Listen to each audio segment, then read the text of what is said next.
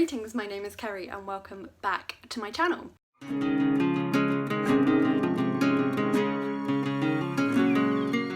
Today I am sat on the floor because it's easier to fit all the books around me this way, because today I am filming for you an unhaul video. So I am in the process of decluttering my house, and yeah, I'm getting rid of quite a lot of books today, which is actually kind of exciting. It's very freeing feeling. I've been watching Marie Kondo on Netflix and I just picked up her book actually as well to help me in the decluttering process, and these are all books that do not spark joy, so I am relinquishing them.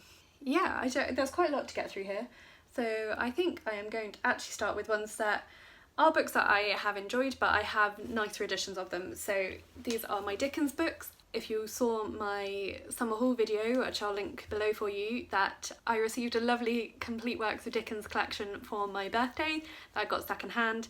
So I have decided to not keep my old paperback copies of some of those books that I had therefore had duplicates of. I have kept some of my nicer editions, so I have got duplicate editions of some of his books, but these ones I decided not to keep. So one that I haven't got here because I've passed it on to my dad is Little Dorrit, which I had in a paperback version, and then I also have here Nicholas Nickleby, Bleak House and Hard Times, which I read and enjoyed but now don't need two copies of, don't need paperback copies as well. And actually saying that, Little Dorrit I haven't read yet, but I again didn't want two copies. And then I've also got here David Copperfield, which this is a very tattered old edition, and it's actually from the same publisher as my new collection, but this is just not in very good condition compared to my new editions and also doesn't match them. So I haven't read this one and I hadn't read Little Dorrit, but decided I didn't need to keep two editions of those ones. Next I'm just going to quickly go through my Book Death Row ones. So I'm not sure what order I'm uploading these, but I probably will have uploaded my Book Death Row update before this, so you'll be familiar with these. I've got 6 that I've read and 3 that I haven't, that I've decided to unhaul. So one of the ones I've read, again, I've already passed it on to my mum. That was My Last Duchess by Daisy Goodwin, which I enjoyed, but I thought that it would be a book that she might like, so I passed it on to her. And then I'm not going to say too much about these because I've already talked about them in that other video. So we've got Silver Bay by Jojo Moyes, Remembrance by Teresa Breslin, Room by Emma Donoghue, Are You Dave Gorman by Dave Gorman and Danny Wallace, and Lucky Man by Michael J. Fox. So those are all ones I've read and decided not to keep. And then I've got 3 that I didn't read and decided not to keep. We've got Memoirs of a Geisha by Arthur Golden, Love in the Time of Cholera by Gabriel Garcia Marquez, and Catch-22 by Joseph Heller. So those are all going. I think I'm going to go through some non-fiction books that I have collected for various reasons that I'm now no longer keeping. Some of these I have read.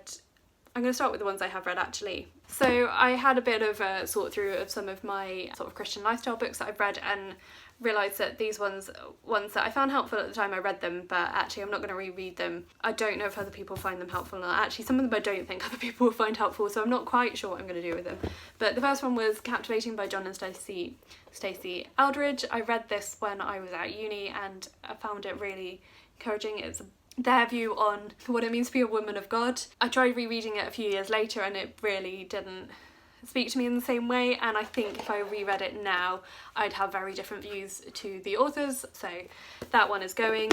I also have 2 books by Joshua Harris, Ike is Dating Goodbye and Boy Meets Girl. These were his alternative view to dating, which was very popular theme when I was a teenager, and these books sold millions, and he's now said that he doesn't agree with the stuff he said in them anymore.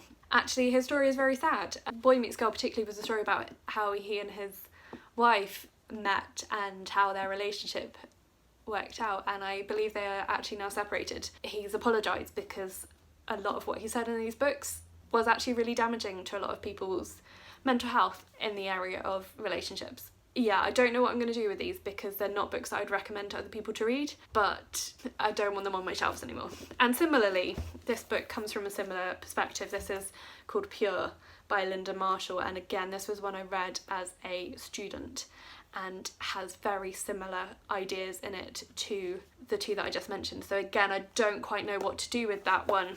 And similarly, I have two books here that I have not read in their entirety. I dipped in and out of them when I was writing my dissertation on feminist theology, and that is Recovering Biblical Manhood and Womanhood, edited by John Piper and Wayne Grudem, and Recovering Biblical Ministry by Women by George and Dora Winston.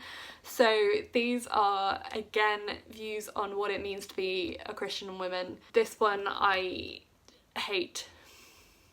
Is that too strong a word?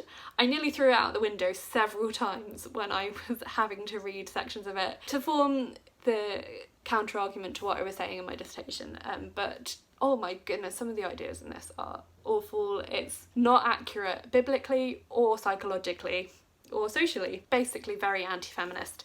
This one is a bit more middle of the road, but again, I just read a sentence of the back. Irrefutable exegetical evidence for the husband's authority in marriage. Well, so again, I don't know what to do with those because I don't want other people to read them, but I also don't want them cluttering up my house anymore. Anyway, I have also a stack here of Christian books that I've mainly inherited from various friends and family members that I decided I didn't want to read, that I am going to pass on to a charity shop. There's a chain of Christian charity shops in my area that sell on Christian books as well as many other things, and then fund good works in the local area through that. So these ones are going to go to them because, in fact, probably all of these books will go to them because I know that they'll find an audience. So I've got three sort of more academic ones and then a stack of Christian memoirs and autobiographies. So we've got one here called True Discipleship by William MacDonald. It's about discipleship. I haven't read it. Don't really think it'll be very helpful to me. We've got one here called Jesus of Nazareth by James P. Mackey. I was intrigued to read this because it is kind of written more like a biography, but I started reading it and he basically says even though he's been influenced by other Christian writers, he has not included a reference list, which makes me very suspicious and it's not good academic practice. So I was just like, I don't really have time for that. You know, cite your sources or it's plagiarism. And then we have The Politics of Jesus by John Howard Joda. So this is one I picked up when I was doing my MA in theology for one of my modules, and I, since buying it, have learnt that John Howard Joda was not a very nice person. So I don't really care about his views on politics of Jesus anymore. I'd rather read books about Jesus's politics from people that didn't abuse women. And then we've got, as I say, a stack of memoirs and biographies. We've got one here called Nobody's Child, which is about a boy who was in care. We've got I Found It by Richard Cribido. I don't know if I've said that right. It was about a man called Bill Bright who founded Campus Crusade in America. We've got From Witchcraft to Christ by Doreen Irvin, and then we've got three books here by Ben Ford, who was a police officer in Northern Ireland during the Troubles. So we've got Hope in Bomb City, Love in Bomb City and Faith in Bomb City. I can't remember which order you meant to read them in. We've got Through the Narrow Gate by Karen Armstrong, which is her story of how she became a nun and then how she decided not to be a nun anymore. And On to the Summit, which is about a missionary called Len Mools. So those are all books that people have given to me. For some people those will be really encouraging books, they're just not ones that interest me. A couple more sort of non-fiction books. I've got a little stack here from when I was studying music that I picked up that I'm not going to keep anymore. I've got The History of Jazz by Ted Goya, I think you say that. Man and His Music by Harman and Mells. Latin Church Music in England by Hugh Benham. And then we've got Defining Moments in Music. I'm not sure who is the editor of that. And then two books that from when I did my undergraduate dissertation on the influence of faith in music, and that's U2, The Stories Behind Every Song by Niall Stokes, and A Hard Day's Right, The Stories Behind Every Beatles Song by Steve Tanner. So they were all reference books that I picked up when I was studying music with the intention that I might at some point study more music. That is now kind of evident that that is not going to be happening, so I need to clear them off my shelves. And then the last couple of sort of non-fiction books that I'm not keeping, we've got a first aid manual from when I did first aid training with St John's Ambulance, but this was about 7-8 years ago now, so it's probably not up to date anymore, and I believe they have an app that you can download for more up-to-date information, so that's that one. The light is getting really bad. And then we've got Stop the Traffic by Steve Chalk. So this is about modern slavery. Again, this it's probably a little bit out of date now because I got this when I first became interested in modern slavery and how to challenge it when Stop the Traffic were a new charity. Since then I have done an MA in theology where I wrote an essay on modern slavery, so my understanding of the subject is probably a bit more advanced than this book now. And then I've got one here that I think I actually gave to my brother as a Christmas present one year a long time ago when he was really into the Discworld by Terry Pratchett. That's Nanny Ogg's cookbook. He's since given me all of his Terry Pratchett books because he doesn't want them anymore, but this was one that, yeah, I don't really want. I don't know if you can hear that, but that is my neighbour's baby who always decides to cry when I'm filming a video, so thanks neighbours. If you saw my last Unhaul video, you may remember I have been given a large collection of books from a publisher called the Companion Book Company, and I'd gone through and decided to get rid of a load of them, and I'd kept about maybe half of them that I hadn't made a decision about yet. So I've now made a decision about all of them. I've kept about half a dozen which have gone on book death row, and then these are the ones I've decided not to keep. So I don't really know very much about any of these, but we've got A Song of Sixpence and a Pocket Full of Rye by A.J. Cronin, The Salamander by Morris West, That in Harness by James Herriot. Now I would be interested in reading James Herriot's books, but this is not the first one in the series, and I think my dad has them all in paperback, so if I want to read them at some point I'll borrow them from him. Mandarin Gold by James Leesaw, The Break in the Line by Berkeley Mather, The Courtney Entry by John Harris, The Mask of Memory by Victor Canning, Puppet on a Chain by Alistair MacLean, Message from Malaga by Helen McInnes, The Snare of the Hunt by Helen McInnes, The Etruscan Net by Michael Gilbert, Golden Soak by Hammond Innes, Summer of the Red Wolf by Morris West, The Diamond Hunters by Wilbur Smith, and Lefkas Man by Hammond Innes. So they were all ones I read sort of the first couple of pages of them and they did not interest me, so they are going. Right, nearly there. Quite a lot here, as you can tell. Next we've got another stack of books that I haven't read and have decided I don't really want to read. So starting with, I've got an Asterix book here. So this came in a Ninja book box when the book and the theme was, it was a Roman historical fiction novel set in ancient Rome, and this was a bonus book given to that, but I'm not one for comic books anyway. My brother used to like the Asterix books when we were kids, but it wasn't ever one that intrigued me, and I was just keeping hold of it because it came in a Ninja book box and I felt like I should, but that's not really a good reason, so that one is going. We have a little collection here of ones that I tried the first chapter of and decided I didn't like. I've got The Prisoner of Zenda by Anthony Hope, Miss Miller's Feeling for Snow by Peter Hogue, Summer of the Eden by Natasha Farrant, Sleep, Pale Sister by Joanne Harris, and two books by Louis de Bernier, The War of Don Emmanuel's Netherparts and Senor Vivo and the Cocoa Lord. So I have enjoyed a couple of Louis de Bernier's books and really not enjoyed another couple, so I have kept two of his books that I think I'll enjoy at the moment. Then we've got another book that came as a bonus book in a Ninja book box. This is From Russia with Love by Ian Fleming. I nearly said by James Bond there. Again, I was keeping hold of it because it was a bonus book in a Ninja book box, but I read the first chapter and it doesn't interest me. Maybe some other James Bond books would, but this one just didn't. I didn't like it. It made me feel icky. So gave up on that one. And then we've got I Met a Lady by Howard Spring. I read the first couple of pages of this and it didn't interest me, so gave up on that one. We've got December by Elizabeth H. Winthrop. I meant to read this both December 2018 and December 2019 and I didn't get around to it either time. I read the first chapter and didn't love the writing style, so I'm just gonna cut my losses and get rid of that one. And we have 3 Jodi Picoult books. I used to really enjoy Jodi Picoult's books, I enjoyed a number of them and some of them I didn't enjoy as much. I haven't read any of her books for ages, and when I read the synopses of these they didn't really intrigue me anymore.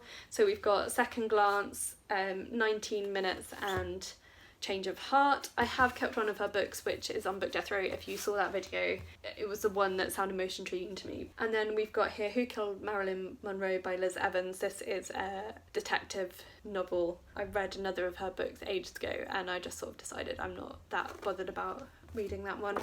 And then we have a book called Aftershock by Adrian Holloway. This is a sequel to a book called The Shock of Your Life, which I'm also not keeping, you'll see that in a minute. In The Shock of Your Life, 3 people die and it's about their experience of heaven. It's a novel based on his understanding of what heaven is going to be like, but in the book one of them essentially comes back from the dead and gets another chance, and so this is the follow-on novel from that. I haven't read this one, I don't really want to, hence unhauling. So then we have another little stack of books I have read and I decided not to keep. So the first one I might as well talk about is The Shock of Your Life by Adrian Holloway. Oh yeah, the light really does not like this cover. As I mentioned, this is about 3 people who die and what happens to them when they die. Is very Christian fiction. Some Christian fiction is brilliant and very well written, some of it is not. So then we have a Ninja Book Club pick that I didn't love. This was Number One Chinese Restaurant by Lillian Lee. I gave this 2 stars, didn't enjoy it, not going to reread it. We have a book that I read for Book Death Row and I did keep for a little bit, but I realised I'm not going to reread it. That's When God Was a Rabbit by Sarah Winman. This was actually, I quite enjoyed this story about a family and a young woman's sort of experience growing up. How different events, both in her family life and on a world stage, affect how she grows up, really. And it was a really nice story, but again, I don't think I'm going to reread it, so I decided not to keep this one. This is the other Liz Evans books, JFK is Missing. So this is one, I read this ages ago and don't really want to reread it or carry on with reading any more of her books. And we've got a couple of sort of quite well-known books that I read a while back and I don't intend to reread. So we've got The Boy in the Striped Pyjamas by John Boyne. It's pointed out to me recently that this book is essentially told from the wrong perspective. We have sympathy for the wrong characters in it. Stories about Jewish people in concentration camps should centre on the Jewish people and not on other people. We've got The Time Traveller's Wife by Audrey Niffenegger. So I did really enjoy this book when I read it. It was quite a long time ago, and again, someone recently pointed out that it's essentially a story about someone being groomed, and now I feel icky when I think about rereading it, so I'm not going to reread that one. But then we have The Fault in Our Stars by John Green. I actually really did enjoy this book when I read it, but it's one I don't think I'll ever reread, so decided not to keep that one. And then finally we have in the section another Louis de Bernier. This is Captain Corelli's Mandolin. Again, I read this a long time ago and I did quite enjoy it at the time, but I don't think I'm going to reread it, so I'm not keeping it. And then the last couple of books here, we've got one that came in a Ninja Book Box a while ago, and again I was keeping it because it came from Ninja Book Box and I really respect them, but I'm not going to reread it, so I need to get it off my shelves. This is Dead of Winter by Jerry Brightwell. This is a thriller about a man who thinks his daughter has murdered her stepfather, and so he's trying to sort of cover it up, and it's very farcical almost in what happens, and it is really well written and I did enjoy reading it at the time. It's a little bit gory in places, but again, it's not one I'm going to reread. And then finally have 3 Jodie Picoult books I read and I'm not going to reread. So we've got My Sister's Keeper, Salem Falls and Vanishing Acts. Don't really remember a great deal about any of these books, just that I probably won't ever reread them, so there's no point in keeping them if I'm not going to reread them. So that is all of the books that I'm unhauling today. I have not counted them. I'm going to count them. Am I going to count them now? Yeah, I'm going to count them now. 80 books. I'm unhauling 80 books. How liberating. Oh, that feels so good. So 80 books that I am getting rid of. If you're wondering what I'm going to do with them, I'm going to give my dad the option, my mum and dad the option of any that they want, and then the rest will be going to charity shops. But yeah, that's it. So let me know down in the comments if you read any of these books and what you thought of them. So have a chat to me about how you decide whether to keep books or not.